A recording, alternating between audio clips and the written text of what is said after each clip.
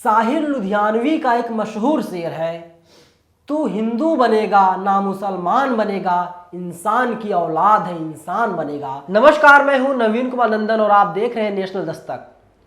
इंसान है तो आप इंसान दिखिए, नहीं तो लोग आपको पता नहीं क्या समझ लेंगे। लेकिन आजकल हमारे समाज में ऐसा बिल्कुल होता हुआ नहीं दिख रहा है। कर्नाटक नाम आपने सुना होगा। कर्नाटक से ही किस तरीके से हिजाब का मामला सामने आया।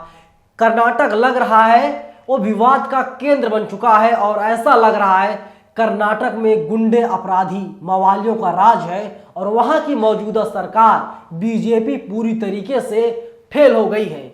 वहां के मुख्यमंत्री अपने राज्य की कानून व्यवस्था को संभालने में पूरी तरीके से असफल साबित हो रहे हैं।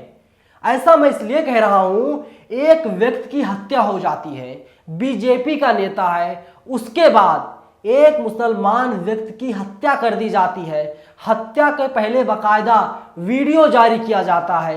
वीडियो जारी करके पूरे कौम को, पूरे समुदाय को बदनाम करने की कोशिश की गई। मैं नहीं कहूंगा कोशिश की जा रही है, बल्कि कोशिश की गई और इसके बाद एक मुसलमान फाजिल नाम के व्यक्ति की हत्या कर दी गई। बताइए कहां का नियम है और अब तक कितने लोग गिरफ्तारी हो गई है। आप साफ समझ सकते हैं, सोच सकते हैं कि बीजेपी के सरकार में, जहां पर बीजेपी सत्ता में बैठी हुई है, अगर वहां पर किसी भी प्रकार की कोई हत्या होती है तो क्या कार्रवाई होती है। देखिए India.com वेबसाइट है, इसने लिखा है गुरुवार की शाम फिर से एक मुसलमान युवक फाजिल पर एक कपड़े की दुकान से बाहर सरेआम धारदार हथियार से हमला किया गया, जिसके बाद इलाज के दौरान उसकी मौत हो गई। पूरे इलाके में तनाव है और उसी की वजह से पूरे इलाके में धारा 144 लगा दी गई है।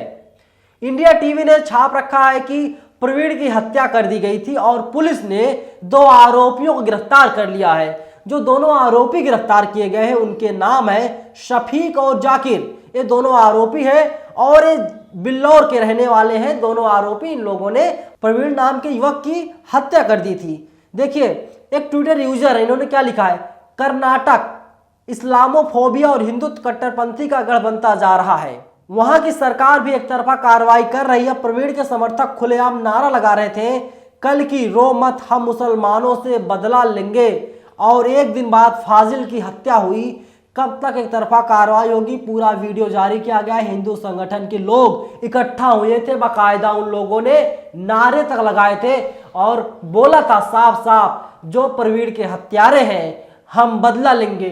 लेकिन समझ नहीं आता, फाजिल नाम का युवक जो कपड़े की दुकान पर कुछ खरीदारी करने के लिए जाता है, जैसे ही वो कपड़े की दुकान से बाहर आता है, घात लगाए कुछ आतंकवादी, कुछ दरिंदे बैठे हुए थे और खुलेआम उस व्यक्ति की यानी फाजिल की हत्या कर दी। सरकार ने क्या कार्रवाई किया है समझ से बाहर है। केस दर्ज किया गया है या नहीं किया गया है, अभी तक इसके कोई पुख्ता सबूत, FIR कॉपी हमारे सामने नहीं आई है। पुलिस कमिश्नर ने क्या बताया है, पुलिस कमिश्नर ने बताया कुछ युवकों ने फाजिल पर धारदार हथियार से हमला कर दिया। सूरत कल पुलिस थाने में मामला दर्ज कर लिया गया है और पूरे एरिया में सूरतकर, मुल्की, बाजपेयी, पनामपुर में धारा 144 लागू कर दी गई है। दैनिक जागरण ने क्या छाप रखा है, कन्नड़ के पुलिस अधीक्षक ने ANI से बात करते हुए कहा कि अब तक 15 लोगों से पूछताछ की गई है, जिनमें 2 लोगों को गिरफ्तार किया गया है। आगे वे बताते हैं कि वे घटना में इस्तेमाल किए गए केरल पंजीकरण वाहन की संभावना की भी जांच कर रहे हैं। दक्षिण कन्नड़ के बेल्लारे में मंगलवार देर शाम बाइक सवार युवा भाजपा कार्यकर्ता प्रवीण नेट्टारू पर अज्ञात लोगों ने घातक हथियारों से हमला कर दिया था।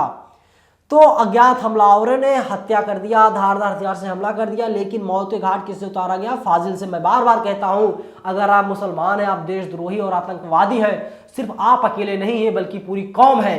क्योंकि जहां जहां बीजेपी की सरकार है, इसी तरीके से बदनाम करने की कोशिश रच रही है।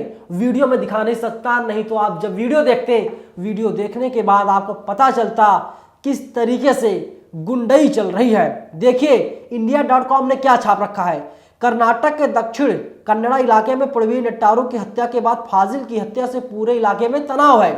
धारा 144 लगा दी गई है। CM बसवराज बोम्मई चेतावनी दी कि जरूरत पड़ी तो योगी मॉडल लागू करेंगे। योगी मॉडल लागू कर देंगे, मुसलमानों के घर पर बुलडोजर चला दिया जाएगा। लेकिन फाजिल की हत्या की गई, अभी तक आरोपी गिरफ्तार नहीं किए गए। कौन इसके पीछे है? पुलिस उन आरोपियों को क्यों बचा रही है? सीएम साहब का बयान आ जाता है, सीएम साहब एक तरफा कार्रवाई कर रहे हैं। सीएम साहब ये नहीं कह रहे हैं कि जो भी दोषी है उन्हें बख्शा नहीं जाएगा, योगी मॉडल लाने की बात कर रहे हैं। आपको पता होगा यूपी में क्या हो रहा है। यूपी में खुलेआम बुलडोजर चलवाया जा रहा है, खुलेआम बुलडोजर चलवाया जा रहा है, बेगुनाहों को परेशान किया जा रहा है। अभी तस्वीरें इलाहाबाद से सामने आई थी, किस तरीके से एक व्यक्ति के घर पर बुलडोजर चला दिया गया। फिर एक शेर याद आता है, लोग टूट जाते हैं एक घर बनाने में, तुम तरस नहीं खाते बस्तियां जलाने में। सीएम साहब वही बोल रहे हैं कि बस्तियां जला देंगे, मुसलमानों को परेशान किया जाएगा, मुसलमानों को जेल में डाल दिया जाएगा, उनके घरों पर बुलडोजर चला दिया जाएगा। तमाम ऐसे मामले सामने आते हैं। जब हिंदू कांवड़ यात्रा पर निकले तो उन पर पुष्प वर्षा की जाती है, लेकिन जब मुसलमान नमाज पढ़ता है, अपने अल्लाह को, अपने भगवान को, अपने ईश्वर को याद करता है, तो उन्हें जेल भेज दिया जाता है। कुछ ऐसा ही मॉडल कर्नाटक में चल रहा है, जहां से जिहाद की उत्पत्ति होती है, जहां से नकाब की उत्पत्ति होती है, जहां से तमाम ऐसे मामलों की उत्पत्ति होती है जो समाज में दीवार खड़ी कर रही है। नफरत की दीवार बहुत लंबी चौड़ी मोटी होती जा रही है। तो आप खुद कल्पना कीजिए कि हमारे देश में, हमारे समाज में क्या हो रहा है, सरकार क्या कार्रवाई कर रही है, इसका भी कुछ अता पता नहीं है। अगर आप मुसलमान हैं तो आपको परेशान किया जाता है। देखिए, ट्विटर यूजर है मोहम्मद मिस्टर हक, इन्होंने ट्वीट किया, कर्नाटक के मंगलौर में आज से कुछ घंटा पहले 23 साल के फाजिल की कपड़े की दुकान के सामने सूरतकल में 4 आतंकवादियों ने हत्या कर दी है। माहौल को देखते हुए प्रशासन ने शहर में 4 जगह पर कर्फ्यू लगा दिया है। बाकायदा फोटो तक जारी किया गया है और इसके बाद किस तरीके से सीढ़ियों पर खून पड़ा हुआ है। खून को तो हम नहीं दिखा सकते, और किस तरीके से उनकी धारदार हथियार से हमला की गई है, ये काफ़ी चौंकाने वाली बात है। लेकिन सरकार योगी मॉडल लगाने की बात कर रही है। सरकार कह रही है कि योगी सरकार वहाँ पर भी आ जाएगी। देखिए, एक ट्विटर यूजर और इन्होंने क्या लिखा है, कर्नाटक इस्लामोफोबिया और हिंदुत्व कट्टरपंथी का गढ़ बनता जा रहा है, वहाँ की सरकार भी एक तरफा कार्रवाई कर रही है। प्रवीण के समर्थक खुलेआम नारे लगा रहे हैं, कल की रो मत हम मुसलमानों से बदला लेंगे, और एक दिन बाद फाजिल की हत्या हुई। कब तक एक तरफा कार्रवाई हुई? क्या सीएम साहब यही रह गया है? क्या कर्नाटक जो है आतंकियों का गढ़ बनता जा रहा है? ये जिस तरीके से कार्रवाई की जा रही है, जिस तरीके से लोगों की हत्याएं की जा रही है, लग रहा है इंसान की जान सस्ते में बिक रही है, बल्कि जानवरों की जान की कीमत है, इंसानों की जान की कीमत नहीं है। तो सरकार की मंशा क्या है, साफ झलकती है। और इससे किसको फायदा होगा? सरहद पर आजकल बहुत तनाव है, जरा पता कीजिए चुनाव है क्या। तो इसी तरीके से समझिए, कर्नाटक को सरहद बनाया जा रहा है, जहां से हिंदू और मुसलमान की शुरुआत होती है, और इसके बाद पूरे देश में वो मामला जाता है। हिजाब का मामला, नकाब का मामला पूरे देश में फैला। बच्चियों को साफ मना कर दिया गया कि वे स्कूल में नकाब लगा कर नहीं आएंगी। तो क्या फर्क पड़ता साहब? संविधान तो खुलेआम आज़ादी देता है, कहता है कि आप जिस धर्म के मानने वाले लोग हैं, जिस धर्म को आप लोग मानते हैं, उस धर्म के हिसाब से आप लोग कपड़े पहनिए, आपकी वेशभूषा वैसी होनी चाहिए। लेकिन सरकार कुछ और अलग ही चाहती है। और कुछ हिंदू संगठन है, जिसमें विश्व हिंदू परिषद है, बजरंग दल है, तमाम ऐसे संगठन हैं जो लोगों को लड़ाने का काम, भड़काने का काम किया जा रहा है। लेकिन आप इसमें जान लीजिए, जो भी बजरंग दल में शामिल लोग हैं, जो भी विश्व हिंदू परिषद में शामिल लोग हैं, ये लोग किसी नेता के, किसी मंत्री के, किसी विधायक के बेटे नहीं हैं, किसी अधिकारी कर्मचारी के घर के बेटे नहीं हैं, बल्कि ये लोग वही हैं, बेरोजगार हैं, इनके पास कोई काम धाम नहीं है। इन्हीं जैसे लोगों को पन्ना प्रमुख बनाया जाता है, इन्हीं जैसे लोगों को संगठन को जिम्मेदारी दे दी जाती है, इन्हीं जैसे लोगों को वीएसपी का जिला अध्यक्ष बना दिया जाता है। और ये लोग क्या करते हैं? समाज में नफरत की दीवार खड़ी करते हैं।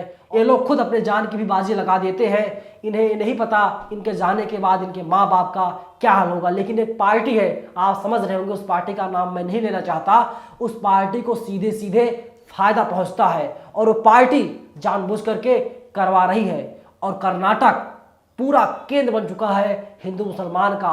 अगर कोई भी विवाद का जन्म हो रहा है तो वहीं से हो रहा है, कर्नाटक से। और फाजिल की किस तरीके से, निर्मम तरीके से हत्या कर दी गई, काफ़ी दुखद है, काफ़ी चिंतनीय है। जो लोग प्रवीण की हत्या किए थे, आप उन लोगों को सजा दीजिए। वे लोग आतंकवादी हैं, वे लोग हत्यारे हैं, लेकिन बेगुनाह फाजिल की हत्या क्यों की गई? ये सोची समझी साजिश है। दोस्तों, आप लोग क्या प्रतिक्रिया है, अपनी राय हमें जरूर बताइएगा। शुक्रिया। नेशनल दस्तक की आपसे गुजारिश है कि अगर इसको बचाना चाहते हैं तो नेशनल दस्तक को सब्सक्राइब करने के लिए रेड कलर के सब्सक्राइब बटन को दबाएं, फिर बेल आइकन की घंटी दबाएं। नेशनल दस्तक को बचाने के लिए बहुत जरूरी है कि हर खबर को शेयर करें, लाइक करें, कमेंट जरूर करें।